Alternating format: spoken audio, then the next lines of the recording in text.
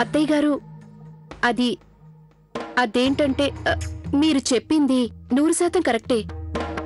కానీ ఇది కూడా మీరు అర్థం చేసుకోవాలి. లవ్లీకి మీరు అనుమతి ఇవ్వనంత వరకు తనేమీ ముట్టుకోదని. అత్తయ్య గారు, మీరింతకు ముందే విన్నారు కదా డాక్టర్ గారు చెప్పిన మాటలు. నేను చెప్పానుగా, నేను కార్తీక్ భార్య లవ్లీతో ఏమీ మాట్లాడను. ఇక చాలు, ఆ విషయాన్ని మళ్ళీ మీరు నా దగ్గర ప్రస్తావించకండి.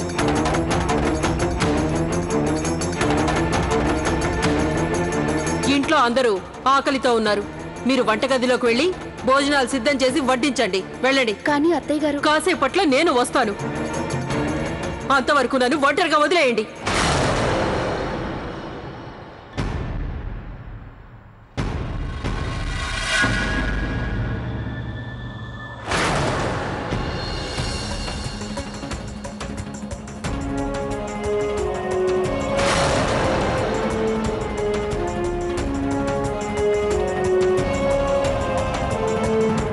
లవ్లీ, లేచి నువ్వు కాస్త ఫుడ్ తీసుకో. అమ్మ కూడా వదినలతో నిన్ను తినమనే చెప్పుంటుంది. పద. లేదు కార్తీక్, ఒకవేళ అత్తయ్య గారు అలా అనుంటే అక్కయ్యలు వచ్చి ఈ పాటికి చెప్పుండేవారు. ఏం మాట్లాడుతున్నావు లవ్లీ? అమ్మ కాస్త స్ట్రిక్టే కానీ బండరాయి కాదు. అమ్మకి అన్నీ తెలుసు, అన్నీ అర్థం చేసుకోగలదు. పైగా వదిలి కూడా అమ్మకు నచ్చ చెప్పే ఉంటారు. నువ్వు ఇక పంతం మనీ లేచి భోజనం చేయి. ప్లీజ్ కార్తీక్, నన్ను అర్థం చేసుకోవడానికి ప్రయత్నించు. అక్కయ్యలు వెళ్ళి చాలాసేపు అయింది, కానీ ఇంతవరకు ఎవరూ అత్తగారి మాట చెప్పడానికి రాలేదు. లవ్లీ, ఎందుకంత మొండిగా ప్రవర్తిస్తావు? అసలు నువ్వేం కోరుకుంటున్నావు? మళ్ళీ నీరసంతో నువ్వు పడిపోతే మేము డాక్టర్ని పిలిపించాలనే? నీ హెల్త్ ఇంకా పాడవ్వాలనే కాదు కదా? అందుకే లేచి భోంచే. లేదు కార్తీక్, నేనలా ఎన్నటికీ కోరుకోను. అత్తగారు అనుమతించేంత వరకు నేనేమీ తినదలుచుకోలేదు. అంటే నువ్వు నా మాట కూడా వినవు. సరే, నేనే వెళ్ళి ఏదో ఒకటి చేస్తాను.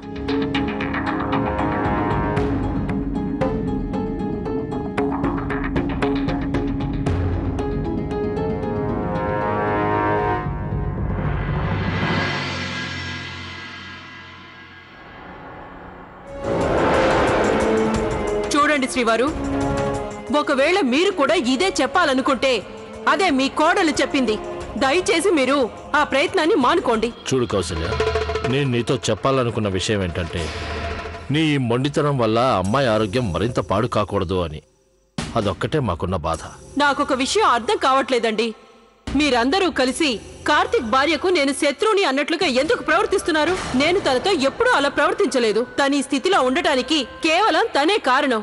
ఇందులో నేను చేసిన తప్పే ఉంది? ఎవరన్నారు నీ తప్పుందని? నువ్వు కేవలం తన్ని భోంచేయమని చెప్తే చాలు కదా, అంతే.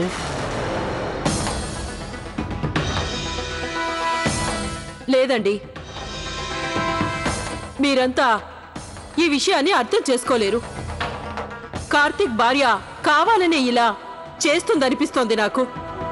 మీ అందరి దృష్టిలో నేను చెడ్డదాన్నని నిరూపించాలని. అరే, తను అలా ఎందుకు చేస్తుంది?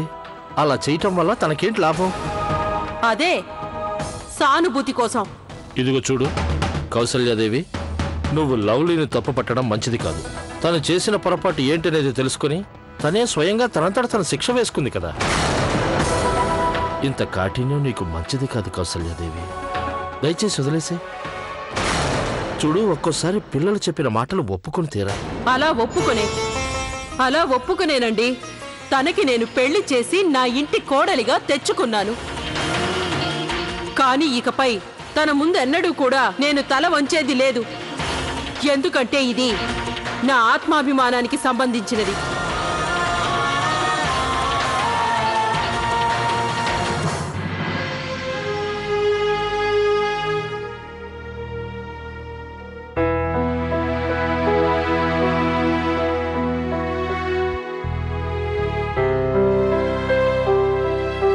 తీసుకో. కార్తీక్, ఈ భోజనం అత్తగారు పంపించారా? ముందు నువ్వు తిను. వద్దు, ముందు నువ్వు చెప్పు. ఈ భోజనం అత్తగారు పంపించారా లేక నువ్వే తీసుకొచ్చావా? అది నేను చెప్తాను కానీ ముందు నువ్వు తింటూ స్టార్ట్ చేయి. నాకు అర్థమవుతుంది, నువ్వేదో దాస్తున్నావు. ఈ భోజనం నువ్వే తెచ్చావు, అత్తగారు పంపింది కాదు. అవును, ఈ భోజనం నేనే తెచ్చాను, ఎందుకంటే నువ్వు ఇలా ఉండటం నేను చూడలేను. అందుకే తిను. ప్లీజ్ కార్తీక్, నన్ను భోంచేయమని బలవంత పెట్టకు. నేను చెప్పాను కదా, అత్తగారు చెప్పేంత వరకు నేను భోంచేయను అని. లవ్లీ, ఎందుకు ఇలా అనవసరంగా మొండి పట్టు పట్టుకొని కూర్చున్నావు? నువ్వు నిజంగా నన్ను ప్రేమిస్తే ఇంకేం మాట్లాడకుండా ముందు ఈ భోజనం తిను. Okay, no come on start. లేదు, నేను తిననంటే తినను. లవ్లీ, నీ ఉద్దేశం అంటే నీరసంతో పడిపోయి నీ ఆరోగ్యం పాడు చేసుకుని అందరినీ ఇబ్బంది పెట్టాలనే? లవ్లీ, నేను నీకోసం స్వయంగా భోజనం తీసుకొచ్చాను, కానీ నీకు నా మీద గౌరవమే లేదు. సరే, నువ్వు ఇప్పుడు తినవు కదా? తినను. షూర్? సరే, తినకు. నువ్వు భోజనం చేయకు, నేను భోజనం చేయను. మనం కలిసే పస్తులుందాం. కార్తీక్, ఇదేం బాలేదు. నువ్వు పస్తులుండడం నేను చూడలేను. నువ్వెందుకు భోంచేయడం లేదు? నువ్వు తినకపోతే నేను తిన్ను, ఇంకేం మాట్లాడుకో.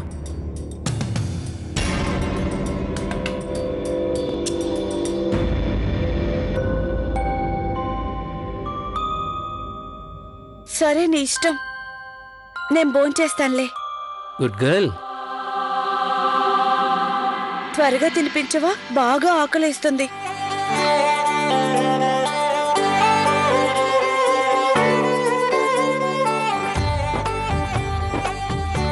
Karthik, I love you. I love you two.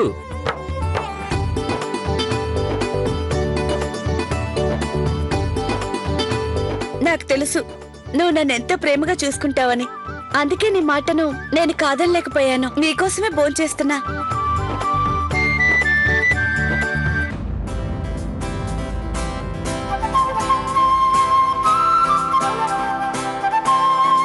ఇక నువ్వు కూడా తిను.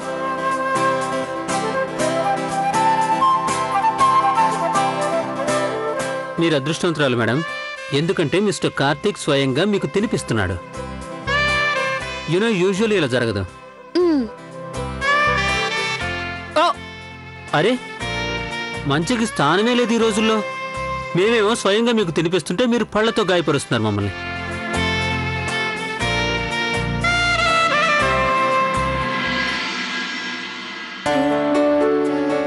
Lovely, I'm sorry.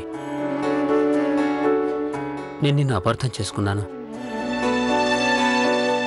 నేను అసలు ఊహించలేదు అదేంటంటే నువ్వు ఎవరిని ఇబ్బంది పెట్టకుండా రోజంతా పస్తుంటావని. బట్ నువ్వు ప్రామిస్ చేయాలి, ఈ రోజు తర్వాత ఇంకెప్పుడు ఇలా నువ్వు చేయనని. నేను ఇలాగే చేస్తాను. పస్తులుండి నీరసపడిపోతాను. ఇక కనీసం అప్పుడైనా మిస్టర్ కార్తీక్ నాకు ప్రేమగా భోజనం తినిపిస్తారు కదా. ఓ వావ్, ఇది కాస్త పిచ్చిగా అనిపించట్లేదు? అన్ని తిక్క తిక్కగా ఆలోచిస్తావు. అవన్నీ మానేసి భోంచేయి.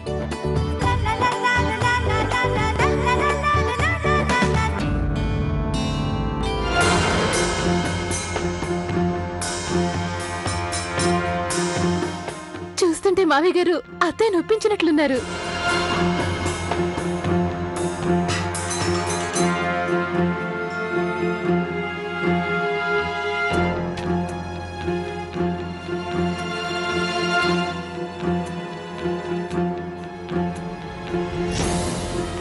అమ్మాయి గౌరీ, అత్తయ్య గారు, వంటలు మళ్ళీ వేడి చేశారు కదా?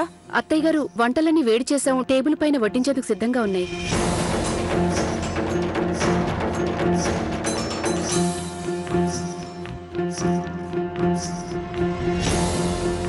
కార్తీక్ రాలేదా? అది అత్తయ్య గారు, కార్తీక్ బహుశా భోజనానికి రాడనుకుంటా. ఎందుకు? తనేమన్నాడంటే అదే లవ్లీ భోంచేస్తానే కానీ తాను కూడా భోంచేయనన్నాడు.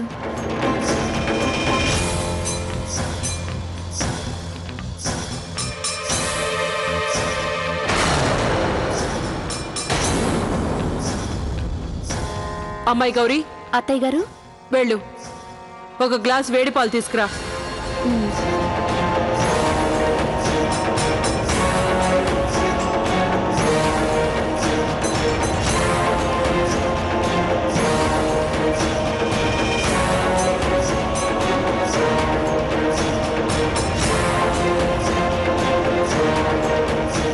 నేను ఈ పాల గ్లాసును తీసుకొని కార్తీక్ భార్య దగ్గరికి వెళ్తున్నాను. తన ఆరోగ్యం పాడైతే దానికి మీరు నన్ను దోషిగా చూడకూడదని వెళ్తున్నాను.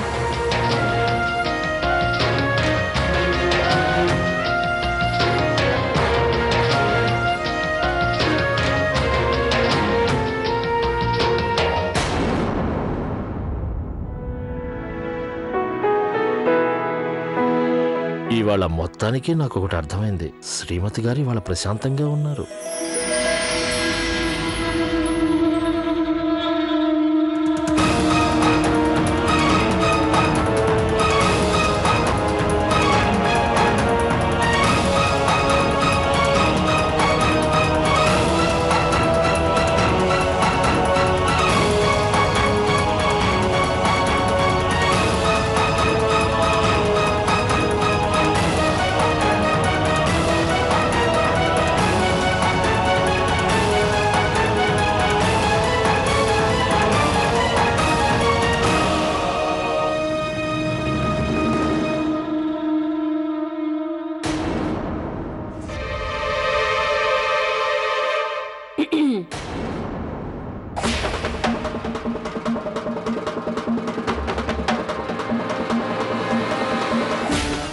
అమ్మా అది రామ్మా.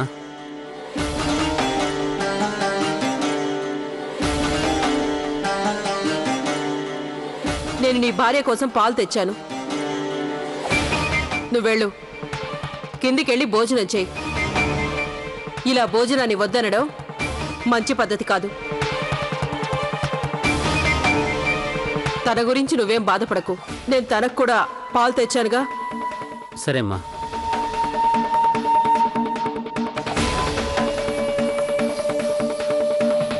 ఏం చేయను? అత్తగారికి చెప్పనా నేను భోంచేశానని? నువ్వు అనుకున్నట్లే జరిగిందిగా. నువ్వేదైతే కోరుకున్నావో నేనే స్వయంగా వచ్చి నీ ఉపవాసాన్ని విరమింపజేయాలనేగా నీ ఈ పంతం.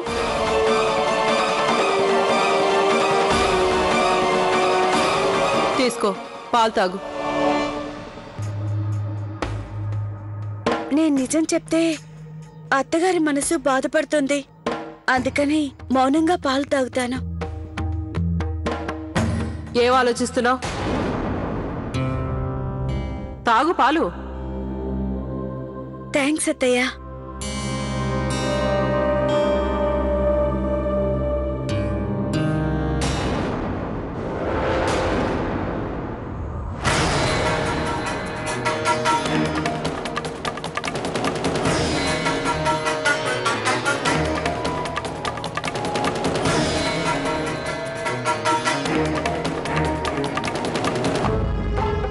అత్తయ్య నన్ను ఎందుకు ఇలా చూస్తుంది?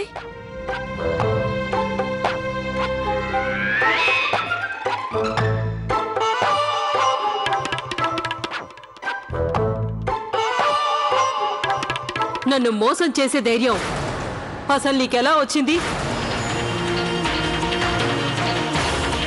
ఒకవేళ నువ్వు భోజనం చేశాక కూడా తిననట్లు నాటకం ఎందుకు ఆడుతున్నావు? అత్తయ్య గారు అది మాట్లాడకు. నేనిది అసలు సహించలేకపోతున్నా. నువ్వు భోజనం చేసి కూడా చేయనట్లు నాటకం ఎలా ఆడగలుగుతున్నావు? ముందు నువ్వు అందరి దృష్టిలో నన్ను దోషించేశావు. ఇక ఇప్పుడు నీ తప్పును కార్తీక్ మీద వేసి తప్పించుకుంటున్నావా? చూడు, నేను నీ మాటలేవి నమ్మదలుచుకోలేదు. ఈ రోజు నాకు పూర్తిగా అర్థమైంది నువ్వు ఏనాటికి నిజాయితీగా ఉండవని. నువ్వు ఈ రోజు కూడా అలాగే ఉన్నావు. అంటే ఆ అబద్ధాల కోరు ఆడపిల్లలా?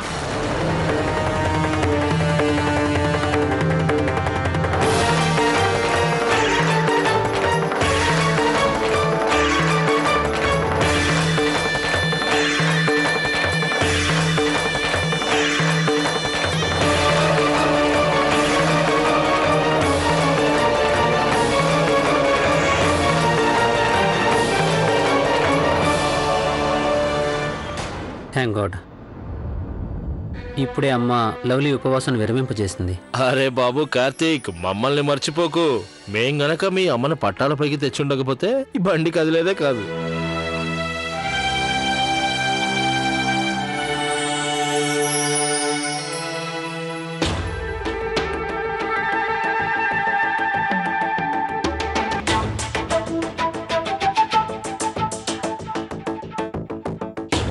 నేనప్పుడే చెప్పాను కదండి, ఈ పిల్ల ఎన్నటికీ నిజాయితీగా ఉండదని. మీ అందరి ముందు సానుభూతి పొందడానికే తను మరో కొత్త నాటకం ఆడుతుందని నేను చెప్పినా మీరు నమ్మలేదు.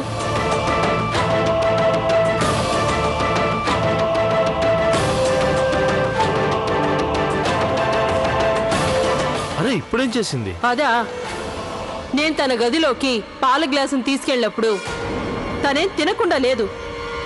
అప్పటికే తను భోంచేసేసింది.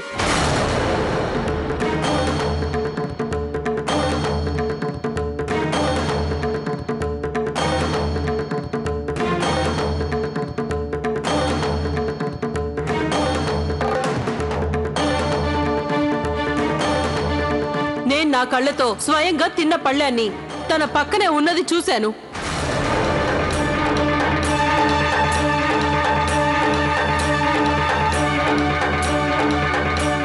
ఏమండి, మీరు ఒప్పుకున్నా లేకపోయినా ఒకటి మాత్రం నాకు చాలా బాగా తెలుసు, ఈ అమ్మాయి ఎంతకైనా తెగించి నాటకాలు ఆడుతుంది. లేదమ్మా, ఇందులో లవ్లీ తప్పేం లేదు.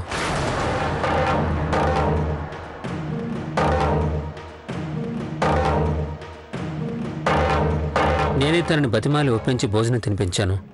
నిజానికి తను అసలు భోజనం చేయనని మొండికేసింది.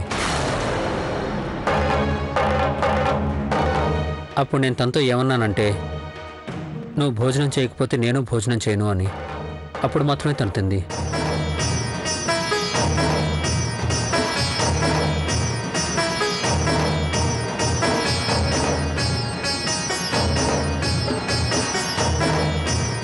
కౌసల్యాదేవి, కాస్త ప్రశాంతంగా ఉండు. కార్తీక్ బాబు చెప్తున్నాడు కదా తనకి బలవంతంగా భోజనం చేయించాను అని. అవునమ్మా, ఈ విషయాన్ని ఇంతటితో వదిలేయండి.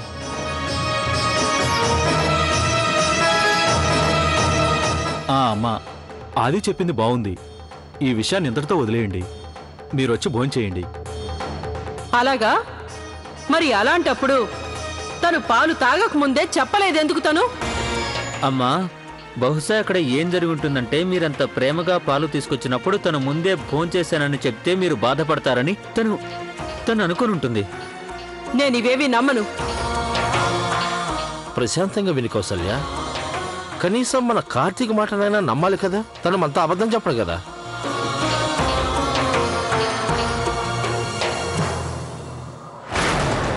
జరిగేది నాకేమాత్రం అర్థం కావట్లేదు. దయచేసి ప్రశాంతంగా కూర్చోండి. బాబు కార్తీక్, నువ్వు కోడల పిల్ల దగ్గరికి వెళ్ళి అమ్మ కోపం తగ్గిపోయింది అని చెప్పు. వెళ్ళు. మీ అత్తయ్యకి భోజనం వడ్డించండి.